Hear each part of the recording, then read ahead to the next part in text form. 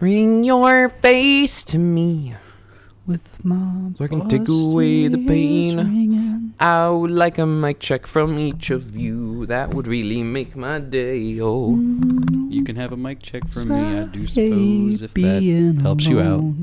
It does. With my busted ears ringing. Get a drink. Yeah, go for it. Welcome back, everybody, to the episode of the Common Ground Podcast, your favorite podcast. We talk about your favorite format, Pauper. I'm your co-host, Cameron Schindler. What episode is it? 123. 123. Joined as always by James off the microphone, Hieronymus.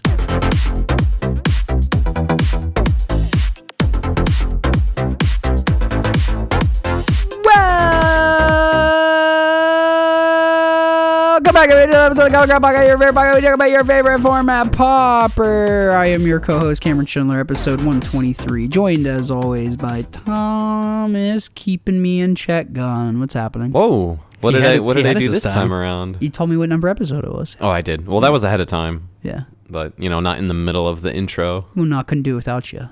Oh. Who would tell me? Thanks. Who would tell me what number episode it is? Well, probably also James, but No. no. Or Spotify. Sure. Or Spotify. But it's more fun coming from a friend. Aw. How are you doing? That's true. I'm kind of exhausted. Yeah. Just a lot of long work and a very late work night tomorrow. But otherwise, life is pretty good. Had some family in town last weekend that went really well. And just playing a lot of Pokemon Champions and fiending to play more Pauper. I got to play a local league on Thursday. I wasn't sure if I was gonna. And you played Mono Blue Tron, right? I did play Mono Blue Tron because someone last week had some words about Mirror Shell Crab not necessarily being playable. So I decided it was great. I figured out why Haunted Fengraf is in the deck. Because you exile your own creatures with the Relic of Progenitus, and then Haunted Fengraf is guaranteed only picks up the creature you want. That is pretty cool. It was pretty sick. I was able to do that to win a game by picking up the crab. It was very cool. And then I had the pseudo Tron mirror against Devin in the last round. Because he was playing Red Green Monster Tron, and it's funny. A lot of the same like Tron monsters in both decks. 8 Cascader, like the 8-mana Cascader. Right, but he has a 7/6 reach and a 5/7 reach, and I instead have a 3/4 flyer and a 2/2 flyer. Right, so like, which looks a little more. Muldrifter. Oh God. Yeah. It looks a little embarrassing. Yeah, so like I had to have my Pinnacle kill ship specifically deal with those things, but yeah. So when you made the Mirror Shell crab joke last Monday when we were recording, I didn't realize that this deck got second at a tournament. Yeah. So when you said something about Mono Blue Tron, I like dismissed it immediately in my head. Of course. Because I thought you were joking. Right. No, except I knew. Yeah. I knew what he was talking about. Well, I didn't know what he was talking about. So then Tuesday, before playing Pauper, like eating dinner at Meatville, and it's really good. Meatville. And Dustin, our buddy, jokes about, he brought Mono Blue Tron. I'm like, what, really? And he's like, yeah, I'm excited to play it. I'm like, that is weird. I'm like, you're the second person I heard talk about this. And again, I didn't know it got second at a tournament. And I'm playing another random person at the store, and they brought Mono Blue Tron. I'm like, okay, what is going on? And I'm like, why have 3 people talked to me about Mono Blue Tron the last 24 something in the hours? water. Yeah, so that makes sense. Except for they were playing this sorcery. I don't know if the other deck was playing this, but it's 4 in a blue, and you draw cards equal to the highest CMC card. Rush of Knowledge. Yeah, so it's just like 5 in a draw 8 with the Cascader. I'm like, holy crap. Yeah. I did not have copies of that card, but that card is very sick. I was trying to... It doesn't work with the Cascader. What do you mean? Because the Cascader's on the stack. Yeah, you can't Cascade into it. No. Well, you can. But you will be drawing... You'll want to wait until you have a big permanent in play. Yeah. If you're going to try and do that. But yeah, I see. If it's the only thing on board, no. But they played it. They were just like top decking. I'm like, oh, cool. And we played it. I'm like, oh, I lost. That was a lot of fun. I felt very scrappy because I was like trying to dig through the bulk bins to find a couple cards that I wasn't sure that anyone else had, and I wasn't able to find a couple copies of like Utter Insignificance, the blue aura from MH3 that turns something into a 1/1 and then has some other text that's actually really relevant if you can, if you have one land that you can tap to exile the thing. Yeah, I didn't find those, so I kind of like threw some stuff together through a run. What is it? The boulder that James really likes. Runaway boulder. I threw one of those in there for James. Card is sick. Threw a couple of the 2/5 Monarch creature in a sideboard, and just had a good time with it. Get some stuff in. Yeah. Heck yeah. I still cannot beat Sean I Galloway. didn't. But Nah, who can? It's okay. I avenged you on Sunday. oh, That's wonderful. funny. What did you play On Thursday? Yeah. Who's that? Who is Oh, that, James Hippo Hieronymus. How are you doing, Hippo? Took you that long. I know. Well, we just got caught in the conversation wave. But you forgot your friend. No, I just forgot the intro. by the way? Monoblutron is just that sick. Yeah. I I'm do that. I'm doing okay. What'd you play on Thursday? I played the Inventor's Axe Red deck. Oh, I didn't even see that. How was that? One That drop card's red. cool. So funny enough, I completely botched putting cards in this deck because I was trying to hand you cards, trying to give somebody somebody else cards. So I completely forgot to put all 4 copies of Galvanic Blast and 1 copy of Great Furnace in my deck. So round my one, God. I just didn't have Galvanic Blast in my deck, and I was missing a 4th Great Furnace. Wow. At least the games were close. I played against Blue Hair Mage. And I was like, damn, I really wish I could draw a Galvanic Blast. That would be really cool. I just win the game. And I'm just like, man, I never saw a Galvanic Blast. That's crazy. And I didn't notice it until like midway through round 2. Oh no.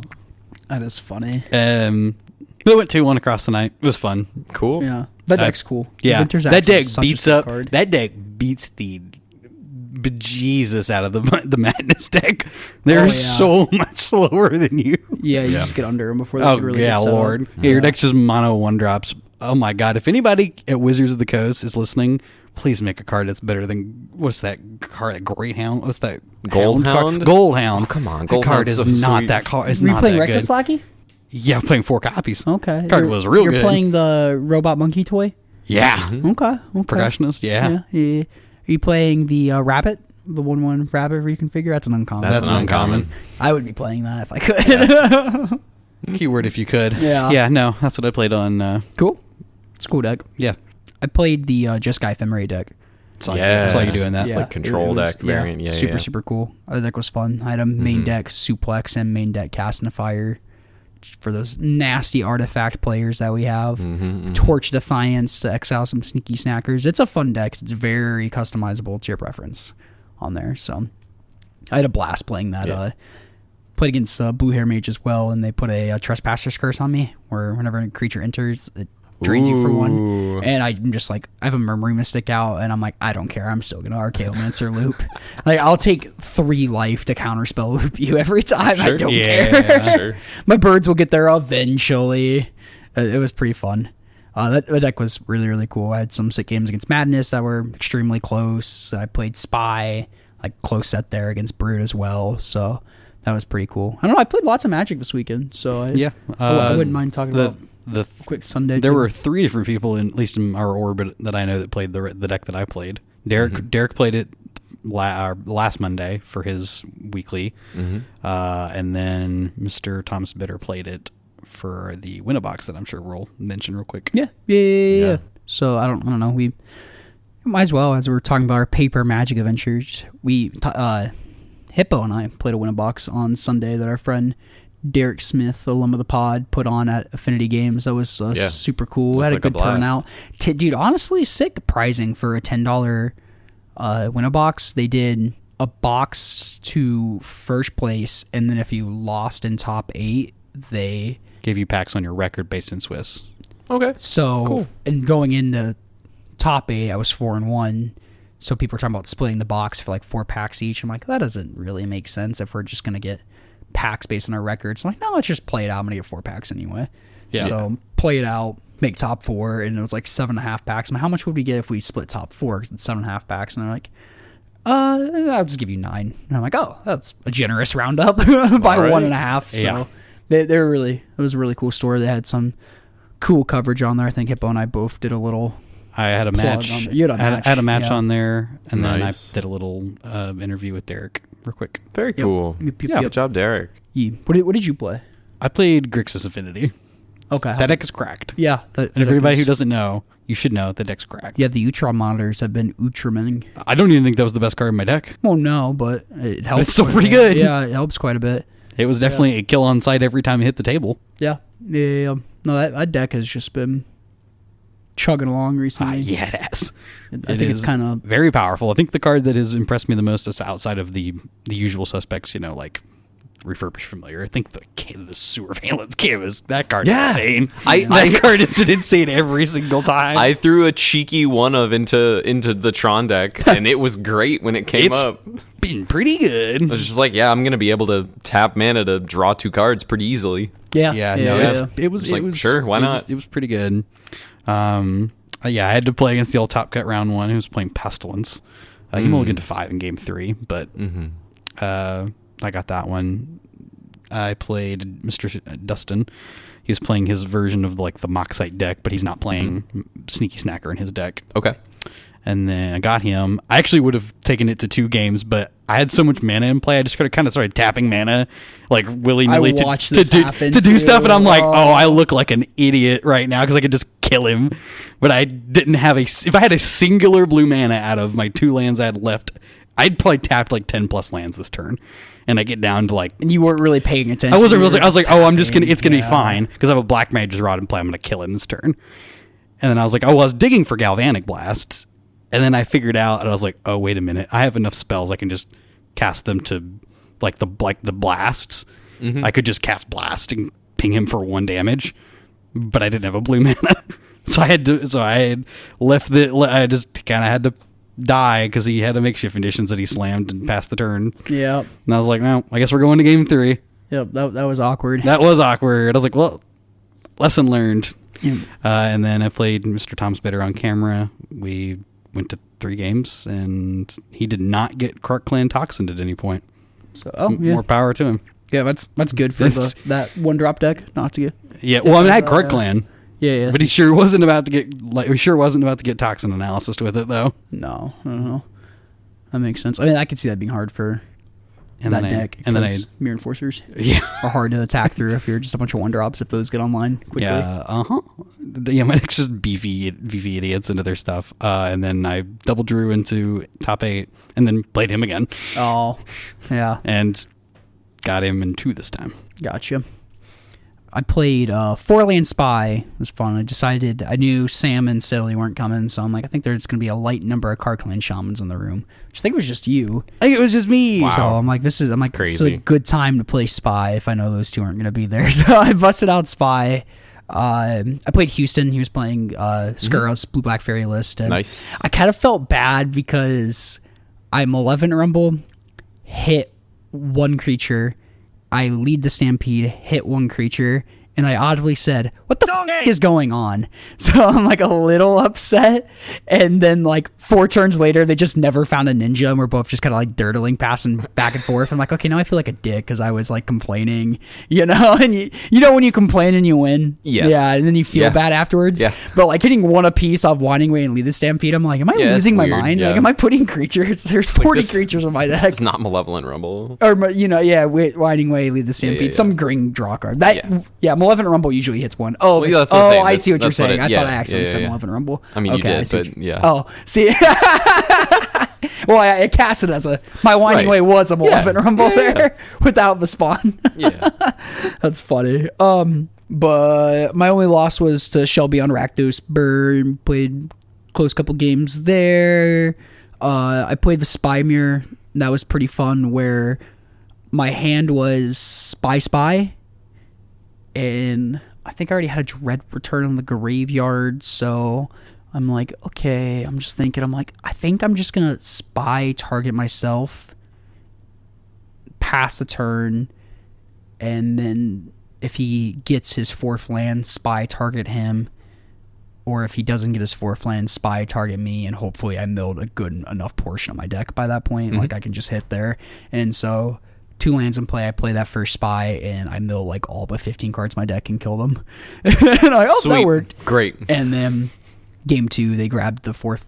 So they had Forest Swamp, and they grabbed a 2nd Swamp. And I know some lists play 2 Forest, 2 Swamp, but a lot of lists play 3 Forest, 1 Swamp on the board. Mm-hmm. So I'm like, So we're like, is there a swamp coming in here? Yeah, I'm Just like, trying to did suss they- that out. Yeah, Interesting. I'm like, do they have the 3rd Forest at all, or did they like bring in the Swamp? And I'm like, well, my hand's Spy again, so Spy target you, and just killed them. They're like, Spy target me. I'm like, yeah. And they're like, oh. I'm like, Oh, yeah. yeah. They're like, oh, you can do that. Yeah, You're they're like, like, this is my first up of the deck. That's yeah. pretty sick. yeah. Yeah. So That was pretty fun. Big brain. Somehow beat Infect, which was Wow. yeah. Just I mean, it kind of makes sense. I got a bunch of like big butt idiots, but my big butt idiots don't really trade with their things, and I can't just let all my crap die forever. So I got there by both of us mulliganing to oblivion, and that was a fun match. It actually kind of ties in our topic a little bit too. Yeah. Where I think Spy is a very unique deck, because when we talk about big game, small game, a lot of that is in deck building. Yeah. But I believe Spy can uniquely play the role of both big game and small game. So against Infect games on game 3, when I was on the play, I'm like, I can't remember if I was on the play or draw. Whenever I was on the play in post-board games, I'm like, I'm taking a 4th land out. I'm going to be 3-land Spy. And Whoa. I think I might have did that in both post-board games, honestly. But I'm like, I just need to be faster than them. Yes, I can probably mid-range them out of the game. Like, if I get a generous in online, I'm sure like they stumbled hard enough where they're not getting through that generous end. But they do have an escape tunnel, so I can't sit there forever. So I thought I just need to make this a small game where I'm spying with 3 creatures on board on turn 3, hopefully, is like the goal there, and that worked out the way I wanted it to. So there's the spoiler alert. We are big game, small gaming today. I mean, ideally they know that from the title of the episode. They don't read them. They just people do. I'm sure they do. I read every title of a podcast. I work really hard on the titles. read Thomas's titles in the descriptions. Tell him you love him. Aw. Yeah. Oh, first, I guess, so we're talking about big game, small game, but first, before we dive into it all, some listeners sent us some mail. Should we shout out that? Yeah, let's shout that out and then do a quick game night shout out and then get into it. Sick. Yeah. Anyway, we have these sweet blood and treasure tokens from Omega Card Games. This is from MX Plus B down in Columbus, Georgia. So thank you so much for sending these over. They're like very very cool. American traditional style. Yeah, like tattoo style. Yeah. I appreciate that style of art a lot. Very cool. So I'm definitely really going to use this blood token in my Madness decks moving forward. They're both really sick to me. I do like that blood token a lot. That is in my Madness deck currently now. Yeah. So thank you. That was also really cool. Yeah. And we also got really, really sick mail from Custerfluck on Discord. This was extremely thoughtful. So I open his package and I see a deck box with on it, and on the deck box, I see Michael, I can't think of his last name. Medina. I almost said someone from high school. I see Michael Medina on the deck box name, and I'm like, no way. And I look at the back of it, and the deck list is there. And this was just extremely, extremely thoughtful. In the letter, they mentioned that they're a fan of Gold Border decks, the World Championship decks, so they made that for the 3rd Common Ground Cup winner deck list. And they said they want to do this going forward, too, and have like the PDF available for people to print off on their own. I assume it was from NPC proxies. Yeah, these are proxies, yeah. But no, this was super sick of you. Very, very, very thoughtful. Yeah, no, this is super, super cool. We'll have to sleeve this up and get it on there. And they're alpha forests. Yeah, it's so cool. They were talking about they want to get like a picture of the signatures in the future for the people. Would be really cool to put on there. That would be sick. That would be. Yeah, they're like printed with like a gold border. We'll share some photos. It is very, very fun. It's very sweet. Custerfluck, you went out of your way in a huge way. This is so cool. No, that made my night. That was cool. Yeah. That's probably like the nicest thing someone's ever done for us or for me. That's up there. That is really cool. That's very sick. Yeah. So it would be cool if we get more of these in the future, and a few years down the line we can have like a little gauntlet. Champions Gauntlet. Yeah, we'll have to make. We should put the deck list of the first cup and second cup winner together. Oh, sure. Then whoever gets to play Foal's deck, Brutescale, just beat the crap out of everybody. Yeah, Brutescale versus Fog. Fun. Yeah, Fog's gonna win that one. How can they attack with it? Infinite? Oh no, who cares, right? How does that work? Yeah. Oh, that'd be bad. What's like the 3-drop that drains them whenever a token leaves? It's kind of funny. So far, out of the 3 decks, Fog is like so disfavored. Oh, against Spy and Brutescale. Yeah. Spy versus Brutescale would be kind of interesting. I think so. Yeah, you're both kind of threatening some stuff, but have other stuff to do. Like that. Both can play pretty fast, and like brute scale can kill you on turn 3, but it's not like uber consistent. Well, like Spy has a bunch of blockers, so you can't just get in there. Exactly. Yeah. That's true. So that'd be kind of cool. Again, like big shout out. That was so cool. Thank you so much, Custerfluck. You want to be immortalized by Custerfluck in the future? You can come over to the Common Ground Cup 4. That's right. Happening July 25th. Thomas didn't help me with that date at all. I knew it. Yeah, you got it. I definitely didn't flash my fingers really quickly. So come win the Common Ground Cup 3, July 25th. Coming 3. 4, July 25th, and come get And I'm the tired immortalized. one. Yeah. Yeah, and that'll be hosted at Game Night, sponsor of the show, Game Night in Columbia, Tennessee, the People's LGS, the premier LGS in the Middle Tennessee area, honestly. They've got the inventory for you. They've got tournaments running on a regular basis. Sick They've got RCQs during pre-release weekend. They just did the pre-release Strixhaven one. RCQs. That one capped out as well. Great. That's awesome. Yeah. Yeah. So, Lots of space fun. for gaming. Yes. So it's not no tiny store. They got lots of space for you. Yeah, they got like Warhammer stuff going on in the back, other like miniatures games. They've got Pokemon, Lorcana, One Piece, Riftbound, you name it, they have it. But if you need cards from them, you can go on their website at GameNightTN.com, put in an order for what you need, and they'll send you back an email saying what they do and do not have. And they usually have and they usually have most of it because they have an insane stock. Dude, did you see what they picked up this weekend?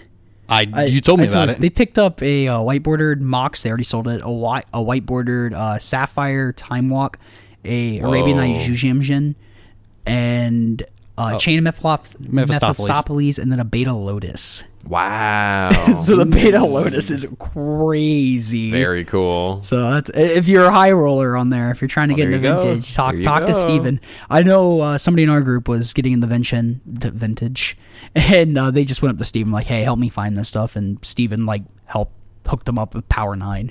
Sick. Like, he's got connections. He knows people. He does. So go to Game Night Tennessee. Go sign up for the Common Ground Cup 4. Yeah. There's already at least 10 people signed up. It's already at 10%. Yeah, that's at least. I mean, dude, honestly, Last time 10 people sign up for a Magic tournament months away. That's insane. That's impressive. That's huge. Yeah, y'all usually. That's impressive. Yeah, like this last time, we were like, what, day of like 30 something short of capping, and then it capped like 2 days before or whatever. Capped that morning, day because I was shocked. Yeah. Yeah, like, because we had like, we're I think there. it was around like 20 to 30 people sign up that morning. Something like that. So don't do that again. You're gonna get screwed out of that. I didn't see anybody get turned away. No, we had exactly register. enough. I wanted to see somebody get turned away. What? They need to get punished for.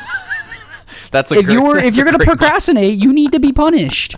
It's true. God. By me, I will be on the opposite end of this, and I support your decisions to procrastinate as long as No, possible. don't. You'll fuck up your life doing that. You'll just play Commander and Smash Brothers in college, and you'll end up just like me. I did that. I'm not gonna go any further with that one. I know. Have you ever seen that South Park episode? They're like, "Don't smoke cigarettes. You'll end up just like me," and it cuts to the back of them smoking cigarettes. Oh, anyway. All right. 20 plus minutes into the pod. Let's get into the topic. What's the topic?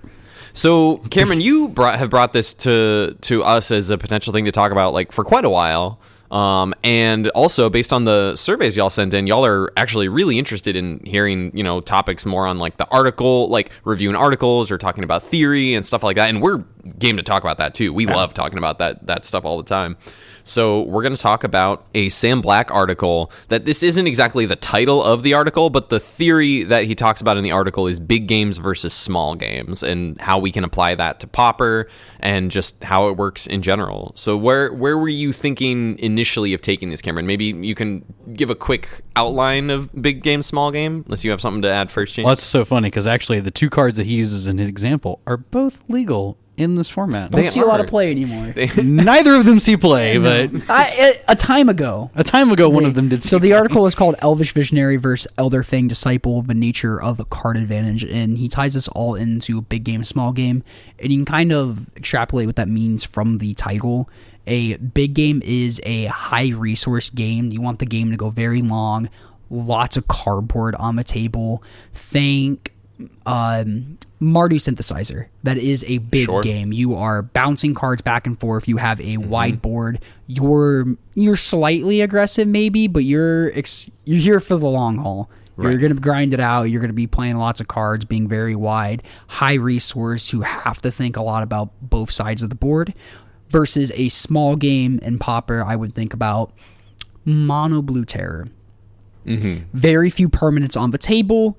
If your opponent Wants to win the game quickly. exactly wants to turn the corner and get it done quickly, you can kind of sort of think of it towards tempo. I don't want to get like too much into the weeds of small game versus tempo. No, I want to get into that later because he gets into that in the article. And so you can kind of think of it like that. They're pretty similar in like deck construction idea.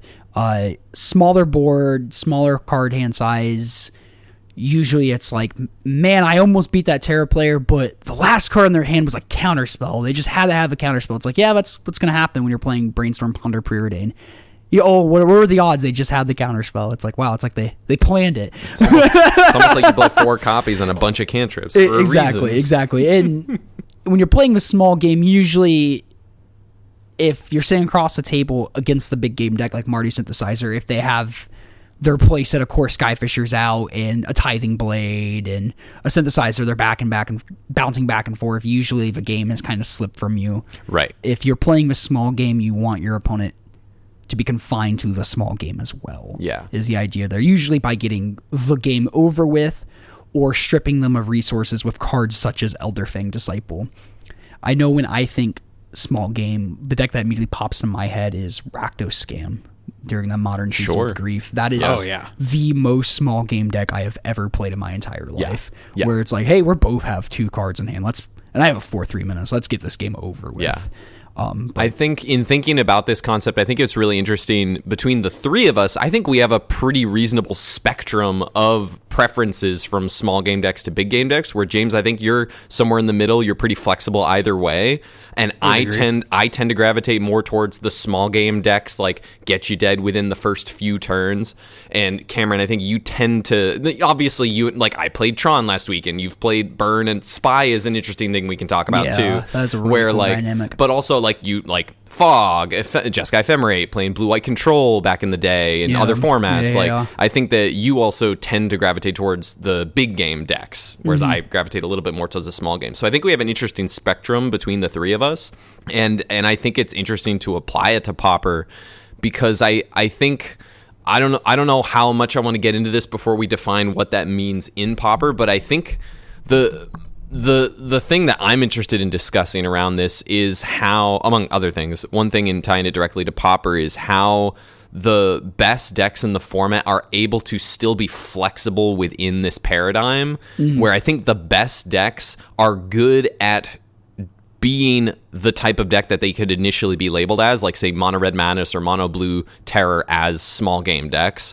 But they have the optionality to either transition through sideboard choices or just making choices in how you proceed with your game plan based, or maybe what hands you mulligan to be able to play slightly into a big game when you're against those types of decks, or if you're against a deck where you're both trying to be small and it's better to be big, or like what that looks like. Yeah. And I kind of wanted to mention too how this is different, because a while ago we talked about who's the beatdown, and I wanted to kind of differentiate that and not like kind of confuse the two. Yeah. Because they share some similar concept, but I think they are like very different theories from that. So like who's the beatdown is who's the aggressor, who wants the game to be over with. And a lot of that is, yes, in deck construction too, but a lot of that is during the game. That paradigm can flip on the switch like very, very quickly. But like big game versus small game, a lot of that is in deck construction, and a lot of cards and Pauper kind of fall into that category of big game, small game. Like a Goblin Tomb Raider is very small game. It's not a big game card. It's not going the long haul. While a Glint Hawk is a very big game card where it wants to keep the game going as long as humanly possible. Moment's Peace, a very big game card. You're not ending the game anytime soon with a Moment's Peace. Any of the draw 2 effects. Exactly. Generally very big game cards. So as Thomas mentioned, there are moments where it does kind of switch up a little bit when you're like, do I need to play faster? Yeah, because even Glenhawk could potentially exactly. That is a clock. Put into a way. 2/2 flyer is a way to kill like in the game. Right, exactly. So, and that's where you like you're saying, you do kind of merge a little bit of the Who's the Beatdown into it, but it can overall, it like I'm saying about the success points of certain cards or certain archetypes in Pauper, where like Glenhawk is overall a big game card, but it can also function in a small. It can function in a small game if it needs to, if the situation calls for it. Yeah. But a lot of it is in deck construction where Terror is, we already mentioned, the very quintessential small game deck. You are not going to play a bigger game than Elves. You're just no. If the Elves game's is going to going play a bigger game than your Terror. If deck, you're letting the game go to turn 20 versus Elves, they're probably going to win. Terror's known for it can't deal with large amounts of creatures. Like once they start going wide, you kind of start piddle-paddling around. You need to gut shot what you can and just counter card pieces of card advantage. Exactly, and just get the game over with. You're trying to keep the game small. Ideally, they mulligan the 4. Which happens in a 13 land deck sometimes. It does. So you're just trying to get across the finish line as fast as you can there. So it is kind of funny. Does a small game deck essentially mean, is it an aggro deck every single time? No. I don't think so. Can you think of like any examples in Pauper, I guess where I was in Pauper specifically. Well, actually I can think of style. Panza actually would be is a small. Yeah. Ooh, I like that. That's a really an good interesting answer. one. Yeah, because it in theory wants to up front it wants to destroy lands, which keeps the game small, right? But your threats are very large. But you've used very few resources into making those large threats. I guess because of things like the Utopia sprawl effects and stuff like that. That I like that example a lot. Like, yes, you can go long because your threats are so big and impactful, but you are ideally you're ending the game with them with 0 to 3 lands in play, right. And a couple big guys. So that is a very, very good example. But we wouldn't classify that as an aggro deck as well. Right. And I want to make the difference too. That something you mentioned made me think of this too. When we talk about big game, small game, we're not talking about power toughness. No. So, no.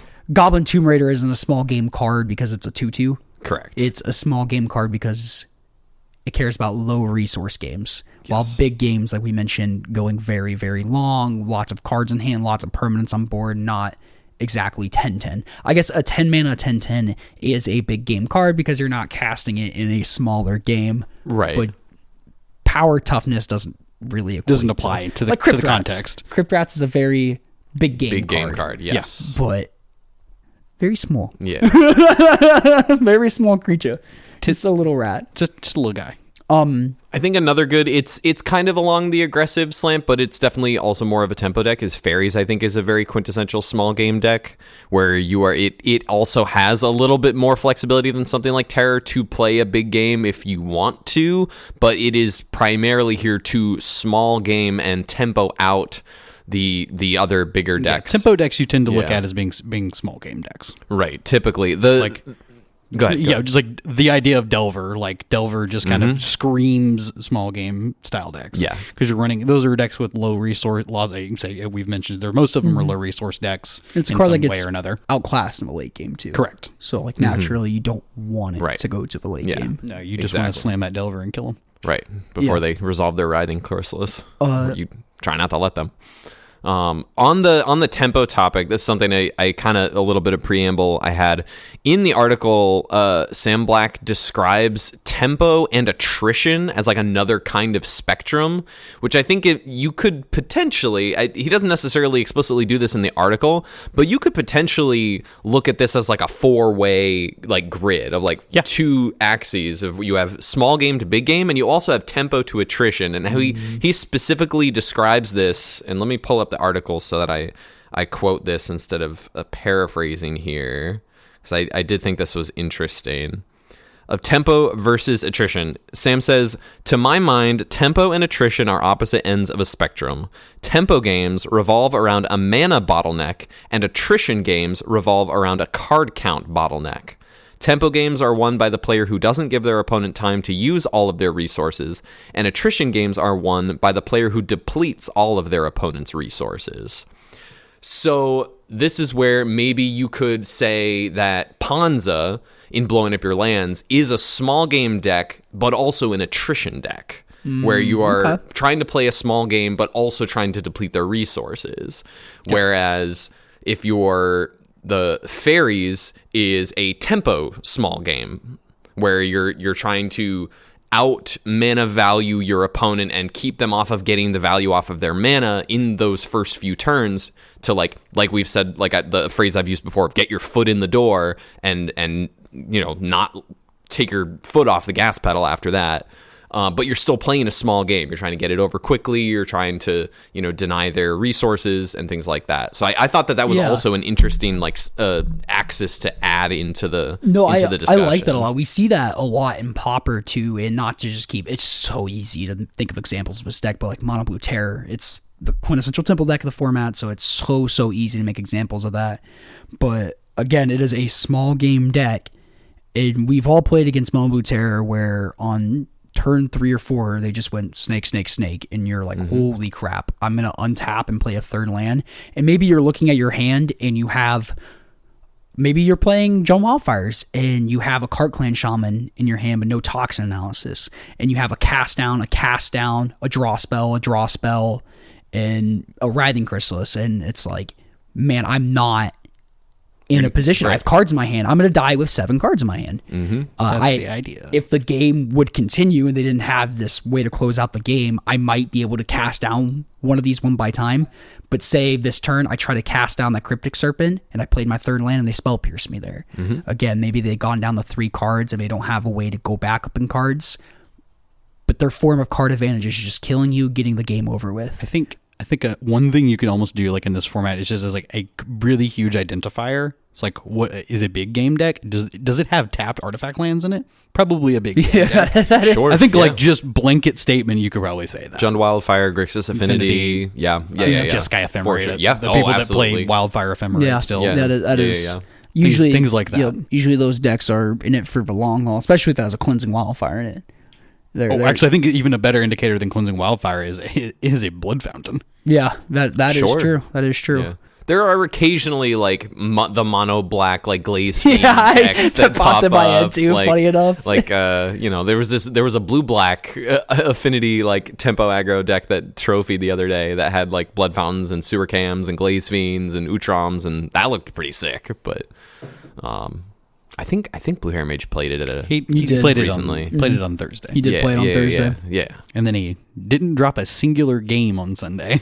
Sweet. He was playing fairies on Sunday though. That's true. He was. Nice. Yep. Nice. I didn't realize he killed it. Did not lose a game. Oh wow, that's sick. Nice. I'm curious. I think there are some decks that are extra. I mean, this is probably true across multiple formats, but I think there are some decks that maybe are a little bit more ambiguous as to like being able to say, yes, I think this is this kind of deck. I think White Weenie is a deck that's kind of tough to label in one of these categories for me. I don't know how you guys feel about it, but I think White Weenie is set up where it can win a small game, but it can also definitely go in play a big game as well. So let's look at because this is a deck. I think Sam has described this deck as just a Magic Fundamentals deck, which it is. Yeah. I mean, very simple concept. But it puts those skills to the test. It uses the combat step a lot, right? So and this is a deck that's not like, I think this is a how you want to build the deck kind of thing. Like if you're building the deck like how the most previous version that I've played with like the kind of black sideboard cards, the Devotee kind of thing. I think that deck that's a big game deck.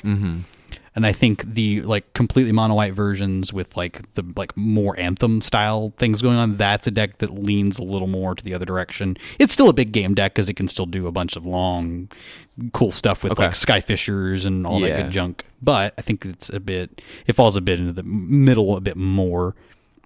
It's more a big game deck, but it definitely can play a small game. Because it can still just go like Inspector, double Inspector, put a Anthem on put like a Chocomoge on the table. Sure. And then the following turn you're like, oh, oops, here's Leonardo.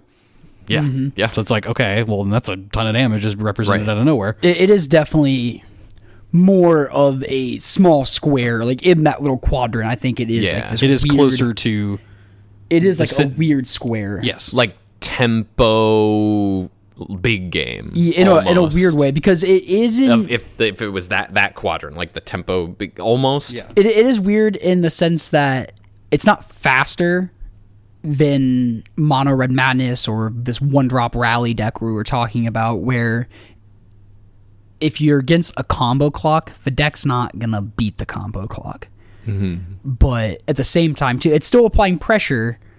But at the same time, if it's playing against a really big game deck like Grixis Affinity or Jund Wildfire or Fog, it ain't gonna out attrition those games either. It kind of plays this unique role, I think, at least, where against those bigger game artifact decks, it really just wants to cheese them with Dust to Dust and make it a smaller game in there. Yeah, in that I mean, sense. it can turn what it wants to do. Yeah. Exactly, because it's not going to out big game them. I was gonna use Death and Taxes, like an older Death and Taxes, as like an example of somewhere also in between the two, like big game, small games. Like you want to put threats on the table, but you also want all of your threats to like hinder your opponent in some capacity, because you want the game to have like resource denial is the original concept. So Yeah. So I think by that definition, it would not be a big game. I really like this part of the article. No, I'm saying by like it essentially it does want the game to go long. That's the thing. Yeah, but it's yeah. denying your opponent resources and keeping the game going long. Yep, and definitionally from can Sam, that's not a big game, because in this part, in high resource games, we can expect that a bottleneck isn't a player's ability to spend mana, but rather the player's ability to find things to spend their mana on. A high resource game isn't a tempo game, because we expect that both players are able to cast all their spells as they choose. Yeah, so it transitions, especially post-board, to being big game attrition-based. It is a really weird part, but I really like that explanation from Sam. That's a good way to think about big games, where you're not trying to bottleneck your opponent on their mana. You're both going to be spending a bunch of mana. Like, think Jund or Grixis. They're just throwing draw twos I'm saying, around. but that deck does both. Yeah. Because it wants to use its mana every single turn. My deck wants to use its mana every single turn of the game. Yeah. No, I Okay. I agree on that. Okay, then I guess there's a disconnect here. I'm more of saying, like, the mono white deck will get outclassed by other big games. Okay. My brain, the disconnect Sorry. is we went from D&T back to the mono My white bad, deck. my bad. I was like, like, my bad. I was like, that deck wants to use its mana literally. I was No, like, my I was like, bad. Death That's and my Taxes bad. wants to use its mana badly every turn. Gotcha. Yeah. But more or less that. I just really I agree with you on the mono white in Pauper. Like, I really like that part of the article a lot. And if you haven't read this, you should go and read it. Yeah, Sam it'll be linked. This is actually this will probably be one of the more recent articles that you'll probably hear from us talking. Okay, interesting. Because this Yeah. was Like done 21? in 21. Oh, I didn't realize it was that Yeah, recent. this is pretty late. That recent. 21. 5 years Well, ago I mean, now. yeah. It's crazy. written articles are not a thing. Not really, no. So it's like finding no. written articles is kind of rough. But going back to that little part of it, I think that is a really good way to think about big games. Especially, it makes me think of the card Eviscerator's Insight. It is such a powerful draw spell in this format. It's playing this really high attrition resource game, and that is why in some decks you'll see it as a couple copies of it, because maybe they don't expect to go as big and long as a game other decks. But Fog, that's on 4 copies of Eviscerator's Insight, because you're going to be flashing it back. There's going to be spots where you have 5 mana. There's going to be spots where you have 30 mana available to you. But on the opposite end, where something like Grixis doesn't want to play Eviscerator's Insight because they want to get the game over with eventually. Well, yes, they want to get the game over with eventually, but also theirs is designed specifically to gain life. They have to live long enough. Yeah, exactly. So they're having to play the Mirror Enforcer, sack their Mirror Enforcer, sack their Refurbished Mirrors to gain this life. They have like the Thought Cast, which is It needs to get to the long on game. that. Its long game is likely way better than a lot of the other decks, but it's just got to get there. Yeah. Agree. So I thought that was a very interesting part of the article, especially when it says a high resource game isn't a tempo game, because we expect that both players are able to cast their spells as they choose. I think that part of me thinks a lot of like deck construction, going back to Eviscerator's Insight, you're putting that in the decks that you expect to go extremely long, if that makes sense. I think so. Yeah. I mean, like you said, your Fog deck wants to. There's copies of Jund that play some number of copies of Eviscerator's Insight. I'm kind of things of that expecting nature. like Jeskai.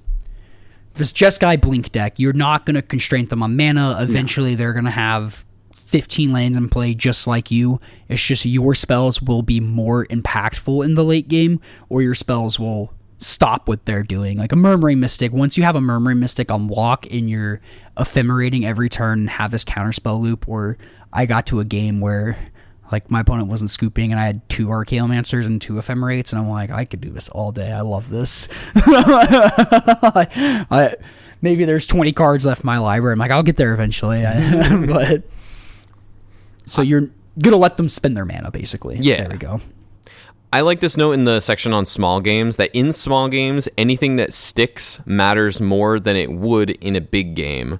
I like this, not necessarily in this comparison that it matters more than in a big game, but just that's sticking something in these small, like, low resource, like, lots of, especially in Pauper, where like removal is very efficient and threats are also pretty efficient. So like those first few turns of jockeying for position are often really important in most matchups to try to determine how the rest of the game is going to go, how the match is going to go. And so if you can be the person who sticks the last thing, or sequence in such a way to maybe put a couple, if you're Mono Red Madness and you have a Flame Breather and a Gutter Snipe, trying to run out the Flame Breather, get them to interact with it so that maybe you can stick the Gutter Snipe a turn or 2 later, like lining up those sorts of plays in especially a small game versus small game world, but also against a big game, because eventually if you are playing to the height of your ability in a small game deck and maybe you're denying some resources, or you have some fast threats that are able to create pressure so that they have to, the big game deck has to maybe do some things out of sequence or inefficiently to try and keep up in an early game scenario, then you get to a spot where you can take advantage of them kind of stumbling a little or being a little inefficient, and you get to put a little extra priority on what does stick. And so, like, making sure that you have that mentality, like in Mono Red Madness against a deck that's sideboarding up to a bajillion Hydroblasts. Like, you probably also have your Pyroblasts, but you're likely going to play the game where you sit there back and forth, and eventually you will try to stick a Pinger, and you want that to be the Gutter Snipe. That's kind of like what I talked about when I was playing against Mono Blue Fairies the other week, and that was a game that was going long, but it was overall a small game. Yes. Because we were getting to a point where, okay, we're low resources. My last cards are Gutter Snipe, Hydroblast, and a Draw 2. And that is what I need to get the game over with and cross the finish line. Yep. And so I like that a lot. In this, that whole part, that part of the article can really apply to helping you pick your spots in a game. If you are, again, Jeskai Ephemerate, and you are the quintessential big game deck, and you are trying to get to the long game. And let's take, for example, the 1-drop deck we're talking about. Sure. And that's a small game, and so what sticks matters. So maybe they are playing a Goblin Lackey, or 1-mana 1/2 with haste, and that isn't... When did Goblin Lackey become legal? Oh, God. I did this to Thomas. I literally did this exact same thing to Thomas the other day. I texted him, I was like, hey, do you have like 2 Goblin Lackey? And then I was like, wait a minute. That card is too powerful for this format. I meant Reckless Lackey. Reckless Lackey. There we go. And say they play that, and you're starting with this Lightning Bolt in your hand. Like, is this the best value I'm ever going to get out of this Lightning Bolt? Probably not, but I'm just trying to survive to make it a big game. Right. So I'm going to use this inefficiently here, even though this card isn't as impactful as cards in my deck, but it is in my deck. I'm playing against a small game deck, and I need to get to the late game, versus if I played Jeskai Ephemerate and I was playing against Familiars. And they were a newer player. They have never seen my deck before. We were pretty late in the game, and I played an Augur Bolus, and they counterspelled the Augur Bolus. And afterwards, we're talking about it, and they were pretty open to feedback and stuff. And I'm like, I think the counterspelling the Augur Bolus was a very bad play. It wasn't like that was the last card in my hand. They're just trying to get the game over with kind of thing. It was like 6 other cards in my hand. They're like, yeah, counterspell the Augur Bolus. I'm like, in this kind of matchup, I think the only thing that really matters are Chaomancers, Ghostly Flickers, and Ephemerates. Yeah. We're both just trying to play this game centered around our Chaomancers and locking the other person out. And so we're going to try to fight over that. So what sticks really matters in that context. You don't really care about the Augur bullets. What's more important is the 4-mana 1/2 with the Archaeomancer, of course. So I do like that part of the article as well. It can really apply to what is important in the game and what you need to be fighting over. Yeah, that Sam describes that as when it is big game versus big game and you understand what's going on, often you will tend to lean more towards a tempo approach than an attrition approach, because if there's only so much you can stop in the card draw, well, you might as well just let them draw a bajillion cards. You're going to draw a bajillion cards, and then ideally you line things up so that you actually deal with what's important. Well, that's what he was saying earlier. It's you assume that both players basically have equal access to cards and whatnot.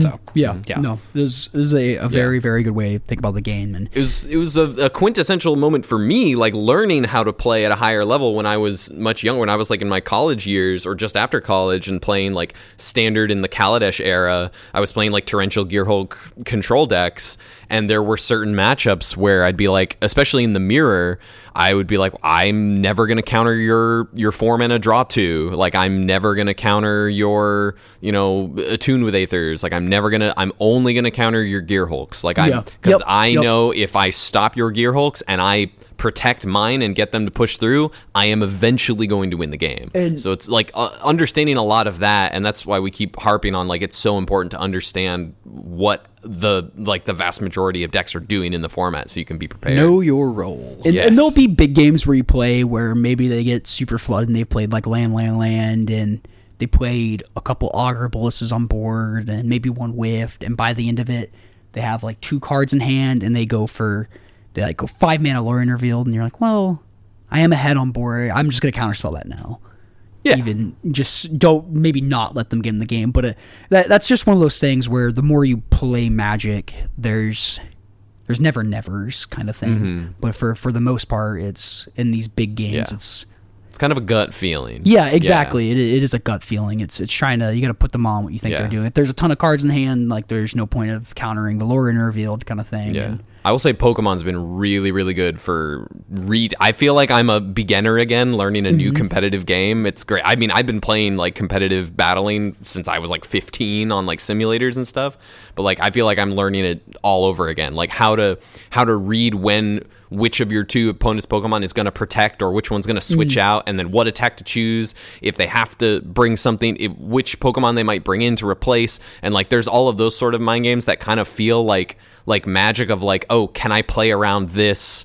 What do I need to cover for in this spot? Like, can I just, run out my thing and do my plan, or are they going to predict that and counter exactly what I'm trying to set up? Like, I think the playing Pokemon VGC has been actually really, really helpful for like reminding me how important those skills are in Magic too. It's been very cool. But that is interesting. Yeah. And I wanted to put us into a specific deck too that I thought was interesting, because we were just talking about in these big games where you have access to counter Magic, not countering draw spells. Mm-hmm. But when we talk about Black Green Fog, where like counter their draw spells. So what's the difference there? It's a big game, yet we're trying to counter their draw spells. Why is that? Because that's their only game plan. I think he's right. Yeah. Their game plan is the only thing they do is draw cards. I think that's the answer. It's like, what's their threat? My 2-mana drawing cards. What do you mean? Yeah. I don't know. I just that Fox that's my only plan. It's pretty unique because you're not really drawing to threats. Like Crypt Rats, sure, and there's certain decks where Crypt Rats is also something you really have to be ready for.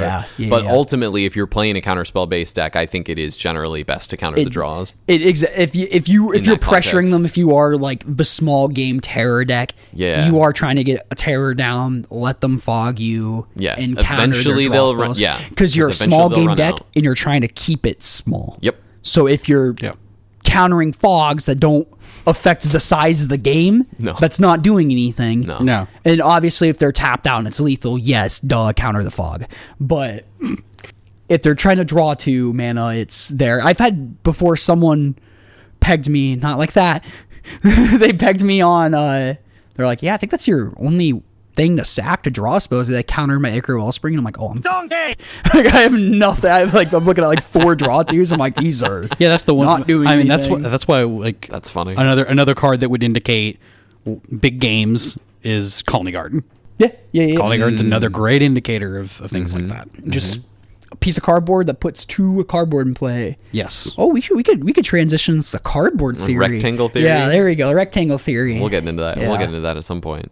Ian. Where does spy fall in this dichotomy? Because I'm thinking about it, and I think it's I think based on based on the language in the article and it wanting to be basically a ramp deck, in that way you could classify it as a big game deck.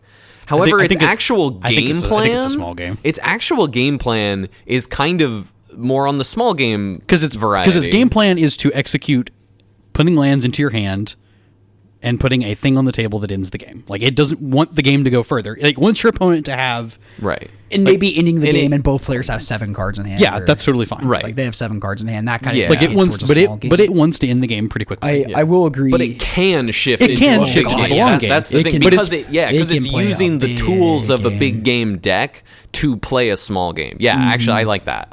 Yeah. My first thought on that was... I thought of 2 things. In game 1, you are definitely trying to be a small game. Yep. You're trying to catch your opponent with their pants down and just in the game on turn 3 or 4. Maybe if they're tapped out or if you have 4 creatures in play, and so the 1 removal spell doesn't kill you from flashing back your Dread Return. You're just trying to get the game over with quick before they have all the interaction. And so what game it is in the match, I think, matters versus what you're playing a big game or a small game. And the other thing I put down is what your opponent is doing. Yeah. So if they are a deck like Grixis Affinity, where they have access to Nihil Spellbomb and Galvanic Blast, you probably have to shift a little bit into a bigger game. Unfortunately, that's not quite what you want to do, but if they play Nihil Spellbomb against you game 1 and you have your 3 Mass Vandals, it's like, all right, let's start trying to gum up the board and block these Mirror Enforcers until I can find it. And that can be pretty hard against the Cart Clan Shaman decks. I've talked about that before with the them being able to Tox Analysis away your Generous Ends, but they can't do that to your Sagus and your Ballastard Spy, though. So that can be kind of interesting. But it does kind of matter what your opponent is doing, whether or not you want to be a big game or small game. So, or post-board, a popular card against them is Fairy Macabre. So you kind of want to pressure them on the board until you're able to Mesphian Spy in 1 turn, which requires 2 black mana. So naturally the game is going to go longer until you clear the way for your combo. So it is very much a deck that is context depending. Ideal, it is small. I was like, it's game 1 execution is to play a small game. Exactly. And so it is very much dependent on what your opponent is playing and what game it is in the match, but it is at its best when it is a small game deck. Yes. But it's so fun to, with that deck, when you get to, like, if you're playing against Terror and they're holding up, like, Counter Magic, or, like, playing against Fae, and it's like, all right, Generous Ends Sagu. It's like, we can't beat these cards forever. And then eventually you just, leave a Stampede. I'll counterspell that. That makes sense. Mesphian you. Oh, 1 counterspell left. Let's take that. Spy. Yep. Exactly. And we were talking about how a big game, the ideal is you're not constraining them on mana. In a weird way, this deck is constraining them on mana, because even when you're playing this larger game, you expect them, they're expected to hold up a cast down a counter spell every single turn of the game, where it's like, oh, if they can spy here, I can counter the Dread Return. And they have the second Dread Return because they milled their whole library. Well, they only have 3 creatures in play. I can cast down their other creature. But you just can't do that forever against a deck that can also put into play 5/7s and refill their hand back to going to discard. So this is why I like having access to Cart Clan Shaman. Yeah, it is a very interesting deck. And because of that is why I am very fond of Acorn Harvest, because it helps you get around that. So that is like the push and pull. If I haven't got a chance to actually do that in a match, I haven't played against Cart Clan Shaman since I've put Acorn Harvest in my sideboard, but it hasn't come up yet, but in theory, the that theory seems, there, you flash it back, it gives you the 2 squirrels plus the spy to have the 3 for Dread Return. So they feel safe. They're Karkland Shaman. You cast Battleshard Spy, and they're like, okay, in They wipe the response to the board. trigger, wipe the board. You only have your Battleshard Spy. And you're like, okay, flashback Acorn Harvest. Here's 3 creatures. There's no priority window for them. Correct. To, I guess the Karkland Shaman's dead. But they could, in return, they could cast down or Gal Blast the Battleshard Spy. And good games, you got me. Yeah. On that point, you know, maybe there's one more creature in my hand and I can play it. Maybe. Yeah. For sure. There's still a window, but the Acorn Harvest is good in that scenario instead of having 2 Sagus in play. This is where my unexpected thing comes into play, actually. Yeah. Because if I get to keep one of my Karkland Shamans around for every time. Mm-hmm. Oh, dealing 1 damage to it? Yeah. Because I can get you off your first set of like big idiots, play the second one, because then you can have like the Acorn Harvest scenario, and I have like something like that to bump it up on toughness. If you're wiping the board in response to my Battleshard Spy, I'm probably not untapping for another turn. Or if I am, I'm drawing from an empty library on that. I would agree.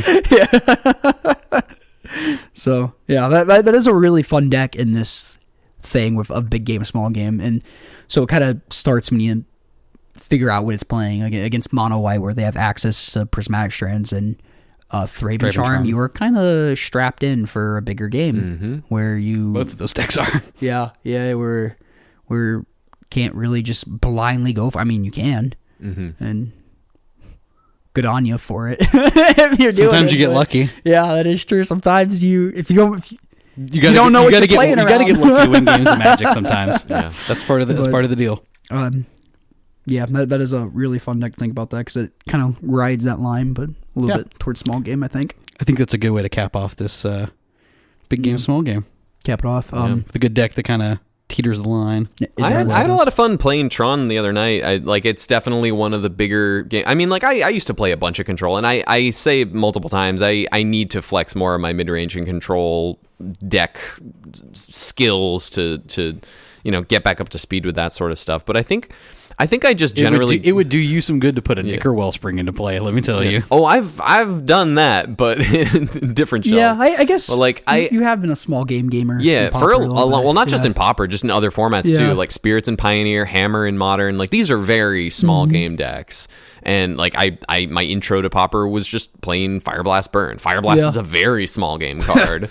Get rid of lots of game objects. Oh, yes, including my opponent most of the time, hopefully. But I don't know. I'm trying to think of like what makes me gravitate more towards small game than big game. I think people just have preferences. Yeah. I mean, that's part of we all have a thing we like to do. Yeah, I think I like being assertive. I think I like doing the thing, and I think Tron is like kind of a version of that in a big game of like I'm gonna put 3 Tron lands into play and then slam some big idiots. I think yours is the version you played a little less so. Yes, because it's kind of trying to play it leans back a little bit more. Yeah, but like the Monster Tron deck, which is that deck is sweet. It's the best deck in the format. I think you're pretty methodical in your play in small games. Rewards small games. And that very much being methodical does tend towards small games, where you're probably making less decisions throughout a match of Magic, but the decisions you are making are so high impact. They matter so much more, If you tapped out, if you're like, should I hold up with the Spell Pierce, or should I like just slam this Terror? Like, I'm going to slam a Terror. And you slam a second Terror, and they go, okay, Tithing Blade your Terror away, Glint Hawk, pick it up, Tithing Blade again, and you're like, shit, I had this Spell Pierce. I could have like stopped this or whatever, or the second one, because in that scenario they have 5 mana, but you know what I mean. And a null, we'll say it was a null. Sure, because I don't think I'm like, I can't hold up Spell Pierce here. But No, your thoughts are very methodical, where versus you have fewer points to mess up. Yes. If you mess up in a small game, it can very much derail the entire game, and you could have thrown it away. I'm sure we've all played games where we're like, wow, I punted that down the drain. And I've been doing that a lot in Pokemon. and that can happen in big games as well, too, where you are probably making a lot more decisions, but if you're going crazy with Mardu Synth and... Well, it happened to me just with this Tron deck example as well, where I was just like, I guess I'm just going to chain a couple candy trails and see what I draw into. And if I don't hit like I was there was one game I was digging for precisely Relic of Progenitus so that I could start exiling cards out of my yard to make my Haunted Fengraf good to pick up what I wanted to pick up out of my graveyard, and which I thought was sweet tech in the deck.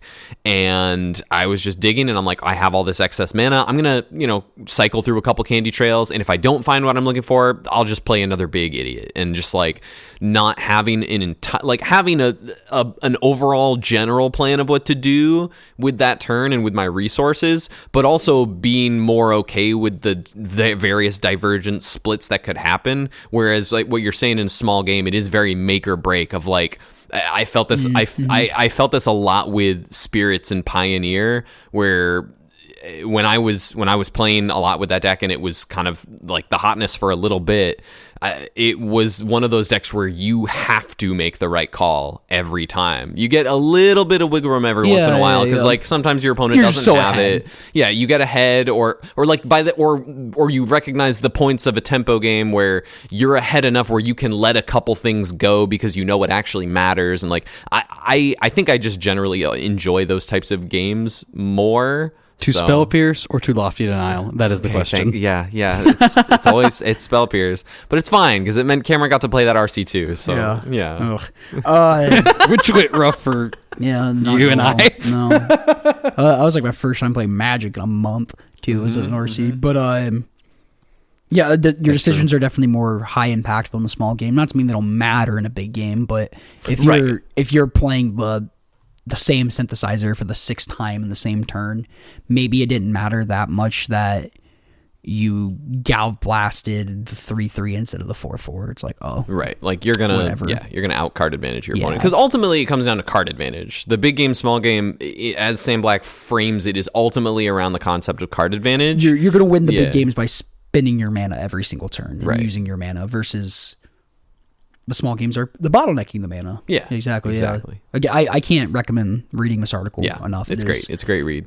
A very good way to think about Magic, and especially like Pauper, and try to like pick your spot. I think reading this and Who's the Beatdown can greatly just improve how you approach a matchup even. Yeah. Like I mentioned it before when I was playing against Infect and I was playing Spy, I'm like, if this game goes long, they're gonna kill me. Like, if the game goes long, I won the game. Like, if it is turn 10, I'm probably gonna win eventually. But they can threaten me with an escape tunnel. That's how they beat me game 1.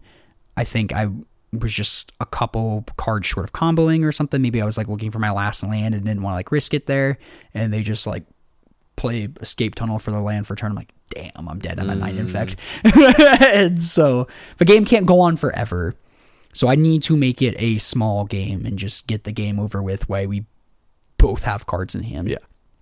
So I went down the 3 lands there. So that's how I approached that matchup. And again, you could approach it differently against Mono White, where we mentioned that already. But so a very, very, very good read. Yeah. I think that just confirms the kind of somewhat of a thesis I meant at the top, that I think the decks that have seen the most consistency and a lot of success are the ones that can be flexible between the two. Like, have one that they have a side, whether small or big, that they prefer to be in, but can be flexible. Even Jund Wildfires can have like a fast refurbished familiar start. Well, that's the thing about playing Grixis, is that it's faster than it can also have a fast start. I think that's why Grixis is kind of supplanted Wildfires, is because with Mirror Force, with Furby, with Utrom Monitor, you can beat down. Oh, yes, you can. Yeah, you can. And it's funny because once you start to turn the corner is turned. Yeah, I agree. So I think they tables they have turned. They definitely have a higher turning power than Jund. Maybe they are sacrificing a little bit of a late game, but just to have that like slight aggressive lean to it. I think this is how this deck is meant to be right now. Like perfect. It's perfect. Yeah. Good, the introduction of Super Cam has another part to do with that as well. Yeah, I think like adding another really aggressive slant to the deck is then just removing blockers that you would find in the way, like Writhing Chrysalis, which is like one of the major points to pull you towards Jund. I don't think there was a single copy of that in the room on Sunday. Writhing Chrysalis, the card. Was somebody playing Writhing? I don't think there was. I don't think so. That's wild. I don't think there was. What's happening? What decks play right now? Jundin. Naya's been picking up, and no one's playing that. Red green stuff. No, nobody was playing that. Yeah. Nobody was playing Writhing Crystals. Wow. Unless the spy player had the mountain. Red green tokens, anyone? Like the spy player might have had a mountain. The other one, I don't think so. That's true. But The alter cat food deck sometimes throws Writhing Crystals in the board. Sean was not playing that, or he was playing the pestilence. Yeah. I do agree with you. The decks that are pretty successful they're really good at one, but aren't horrendous at the other one. Dimir Terror is another really interesting one where they can very much play a small game. But they can also play a big game because they have sneaky snackers. Yeah. And again, you're not going to outvalue Flickertron or whatever if it gets that late, or outvalue Monstertron. And because eventually they will stick just a big idiot against you. You're not going to keep up with their raw card advantage and creatures are putting on the board. Yeah. So in that scenario, I think you want to play the small game. We have a pretty good balance, I think. We have a lot of small game decks and a lot of big game decks. Yeah. That's pretty sick. And ones that play on both sides. Yeah. Agreed. Cool stuff.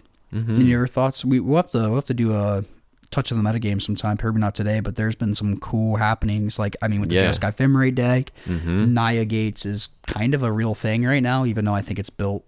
I've seen people look theirs compared to what I've seen from yours, and I'm just like, that looks very different. It's extremely different from what I've been doing.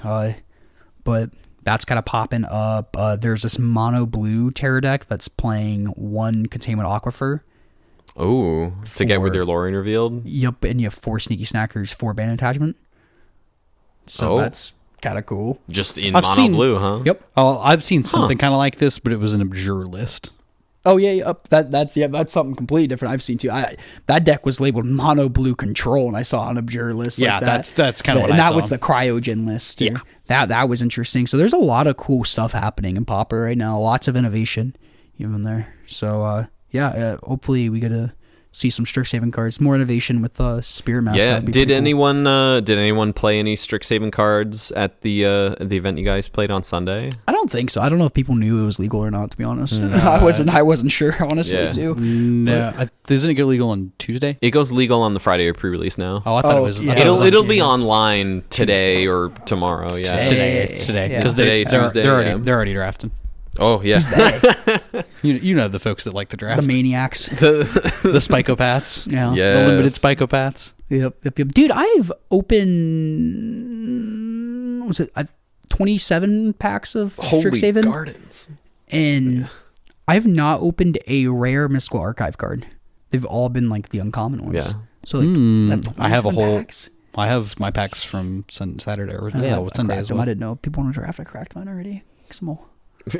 I'm crazy. I want to open a Force Wheel or something. I do also want to open mine, but they're fun. I don't think we're going to get that draft in this week. No, not this week. I got a pretty busy week. I was like, well, I think the way that everybody's schedules lined up is like, nah. I get to see Microwave Saturday. I'm so freaking excited for that. Cool. I think they're my favorite band now. Yeah? Like everything I've heard from them has been so phenomenal. They're like Weezer if Weezer could sing and play their instruments. This is coming from Austin. And Austin loves Weezer. If Weezer could sing and play instruments. That's coming from Austin. Funny. Austin loves Weezer, so. That's so funny. Yeah, no, I was surprised Austin liked them because he doesn't really like music anymore. This is why I chose to keep it as something I can enjoy. Yeah, fair. That is a big reason why I did that. I'm so excited. So expect me to hear about how freaking amazing the concert was next week. Yeah. And then May, I get to see Big Quad, Tiger Jaws, and Free Throw. That'll be cool. Damn. I know there's some Tiger Jaws enjoyers in our Discord, so Nice. lots of cool concerts coming up. I got some too coming up. It'll be pretty sweet. Ooh, 6. Oh yeah. I've got 2 Les Claypool shows to go to in June, and then I have Rush to go see the day after my birthday. That's gonna be really cool. That's gonna be so cool. I'm not excited to pay for that ticket. That is going to be the most expensive concert ticket I have ever purchased. Which hurts. Did either of you get to play Strixhaven too this weekend? No. Dang. The only magicking I did was It was really the fun. Pauper thing. It looks sick. It looks cool. It looks great. I did a pre-release and a draft, and it was so fun. Yeah. It, really cool. I pre-release. I had a Witherbloom deck that had all like the best like life game payoffs, and not a lot of ways to gain life. But I still got there. Actually, Nick and May. Actually, there is a show that I am debating on going to at Ascend for those art house or art enjoyers, David Byrne of the Talking Heads Oh, is you're going to talking be about that, is going to be at Ascend. Whoa. I need to find somebody to go with me. That's the problem. tempting. Is the problem because did you see his performance from Coachella? No, I haven't caught much of Coachella. His performance was very good. It also absolutely pales, and as did everyone else's, pales in comparison to Nine Inch Nails' performance at. Actually, it wasn't Nine Inch Nails; it was Nine Inch Noise. But it's Nine Inch Nails' performance at Coachella. Insane. What does Nine Inch Noise mean? So they actually So on this past tour that they did, they had a band open for them called Boys Noise, which is like a industrial like DJ kind of thing, and they just went. They just merged. Well, yeah, they did stuff like in the tour that way too. Cool. But they just called if they're doing that together, they actually just call it Nine Inch Noise. Sick. But they had like this super artsy performance stuff. Like his wife actually sang on like almost every track, which she's also an incredible singer. Awesome. Yeah, and they had like this really cool stage, like tilted stage setup. It was really sick looking. All the instruments are sliding down. No, not quite. Yeah, the only things I heard from Coachella is that Bieber basically just did YouTube karaoke for his set, like of his own songs, because he just because why not? That's He kinda could cool. just kind of do whatever he wants. That's kind of cool. I'm not gonna lie. Yeah. And then the Strokes ended their set with a bunch of visuals and graphics of all of the world dictators and countries that the CIA has toppled or overthrown. Oh, that's kind of To cool. like educate the audience. And I thought that was super sick. Too bad the Strokes lead singer's a piece of Yeah, Yeah. I didn't know that. Jack I mean, White, they put him on like a side stage, which is interesting. But his performances are always pretty good. I know I can't remember the band's name. It's somebody I knew, but they brought Billy Corgan on. Oh yes, I did. I know exactly what you're talking One about. of their songs is, I think, 1979. What do they call it? It samples a 1979 riff. Yeah, it samples it. And so they brought Billy Corgan on to like perform 1979, and this mic was shut off. It's probably the best thing for him. yeah. As someone who likes Billy Corgan, Same. that's probably good for him. Yeah. I thought that was funny. But there's a little If you get a chance, go watch. If you want to be just entertained by art, go watch Nine Inch Nails' performance at Coachella. It's insane. Sick. Go listen So to good. Go listen to Trash Stains and But Not Often by Microwave. Those are my two favorites. Songs kick ass. You can listen to a new song from me at some point. Maybe Coming soon. Coming soon. Finishing up some teaser. stuff in the studio this weekend. Yeah. That's what I was gonna say about concerts. Is the only concert I have on my horizon is my single release show. But anytime between now and July, Do you have a date I don't picked know. out for that yet? Nope. That'll be fun. Well, I'm not doing anything. I'm not doing any like pre-save my song nonsense. I'm not doing any promo or anything until I have it done. It's That's in the can. smart. It's ready to go. That's smart. That's smart. I don't want to put any pressure on myself. That's so This has smart, been- dude. Just this do is- it. Yeah, this Take has your been time, a do lot it well. for me to like actually like put out new Yeah, music. you're a busy dude, so yeah. So no, yeah. do it. Take your time on it. Do Yeah. it well. Yeah, we're doing it well. That's for sure. Yeah, we're excited to go see it too. That'll be fun. No, it's a banger. It's Are you gonna release show in their basement? You know? oh yeah. That's Yeah. some We'll do a cool release shit. show at their venue. Cool. Damn, that's cool. I need to come hang out at the venue sometime. Yeah. That'd be cool. Still waiting for you to invite me to come hang out. You never invite me. I told you guys we were doing karaoke the other day. I know. You didn't come through. I need a month. No, I'm kidding. Oh, okay, I see. I'm kidding. If you made it this far, thank you so much for listening. If you got any comments, questions, concerns, music recommendations, you can send this to commongroundmtgpod@gmail.com, or you can join our Discord. We got a questions tab, a music tab, a meta discussion tab, all sorts of tabs, pet tabs. Go see Rardy's goats, all the cool stuff. Go talk about big games and small games. Give us your thoughts. Tell us what you agree, disagree with us, and we'll argue about how we're right. And yeah, that's definitely what we do every time. Oh my god. The number. Yeah, that's the number of times this past week that I saw my name get tagged and go, "There's other Johnny's Pride." It's like, Yep. we keep us in line. Keep us in line. And- Sure. And yeah, we like hearing your feedback and your questions. It's It only really makes us nice better. when we get a meaty question, and sometimes we get a whole episode idea off your questions or comments or whatever. Yeah. So that's always nice when that happens. For sure. Go sign up for Common Ground Cup 4 and bring a super sick summer outfit. Yeah. Bring that summer fit. Let them dogs out. Should we do an additional store credit prize for the best fit? I would do that. I'm gonna veto that one.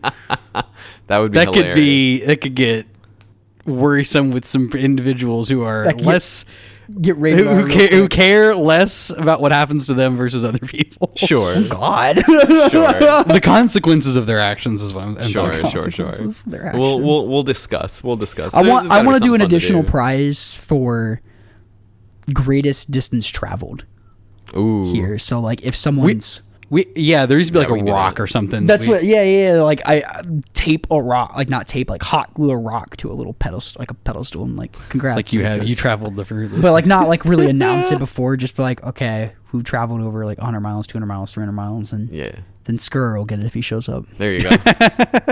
On the way from Poland. Yeah, you can come sleep on our couch if you really want to. But yeah, shout out Game Night, our sponsor, Game Night Tennessee, or GameNightTN.com in Columbia, Tennessee. That's where we host the Common Ground Cup. So that's where you'll be if you're coming down to play. I also wanted to shout out for that. I didn't mention it on the pod, but it's in the description and all the literature that we shared last week, that the hotel block registration ends on June 16th. So it ends like a month out from the actual event. So if you are planning to book one of the rooms that we have in the hotel block, please do that sooner than later. And again, shout out to y'all who sent us over the really cool tokens and the really cool Goldwater deck. That's extremely thoughtful of y'all to love the thoughtful stuff. Yeah, exactly. It's thank very you so nice y'all much. keep us in your thoughts like that. If you want to send us crap of any variety, tokens, letters, anthrax, whatever, I would recommend not sending us anthrax. You will get in trouble. You will get arrested. Yes, but and we'll be dead. And paddled. We'll be dead. I'd live and paddle them. I don't. With all your ailments, can you live through anthrax? Maybe it made me immune. Maybe it makes you immune to anthrax. Who knows? Maybe that's the one thing I'm not allergic to. Only one way to find out. Wait, no, don't do that. No. But if you want to mail us cool stuff, not anthrax, tokens, letters, gold border decks, anything cool, just DM one of us. If you DM me, I'll shoot you the PO box. So if you want to DM me on Discord, I'll shoot you the PO box for that. I think that does it for me. That's it. Yeah, got a handful of events in the description. Cool. Most notably, irrelevant to next week, the Pauper Genesis, the USA Pauper Nationals in Baltimore in July. We're gonna have Chris, the organizer. We're gonna have her on the show next week. Oh, sick! Chat about not just like her involvement with New York City Pauper League, but also now we can. That was originally why I invited her on the show to talk about the league. But since then, she and the league cohorts have organized this huge event. So indeed, we have a bunch to talk about. Yeah, we do. It's very exciting. Yeah, I need to get. I'll probably you and Carson are driving up. That's currently the plan. We haven't figured things out yet, but yeah. Depending on how cheap stay is, I would be very interested in that. Cool. Yeah, we'll figure it out. Yeah, that's all I got. Go listen to some Microwave. Go listen to 9 Inch Noise. That's funny. Bye. So long. So also listen to Thomas's new thing when it comes out. When it comes out. You can't listen to it yet. I was like, when it comes out. They can listen to a not finished version of it. Ooh.